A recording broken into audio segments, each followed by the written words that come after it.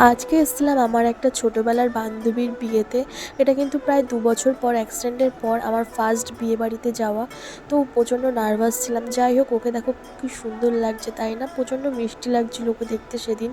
এখানে ওয়েট করছিলাম অঙ্কিতার জন্য। ও আমার ছোটোবেলারই ফ্রেন্ড হয়। তো ও আসলো, তারপরে দুজনে মিলে একসাথে ঢুকলাম।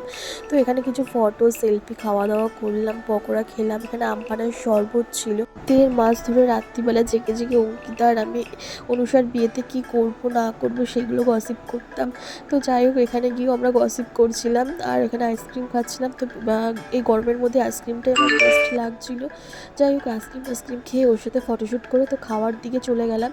তো পরের পার্টে তোমরা দেখতে পারবে আমরা কী কী খেলাম, আর কিছু কিছু পার্ট রয়েছে সেগুলো আমি পরের পার্টে শেয়ার করব।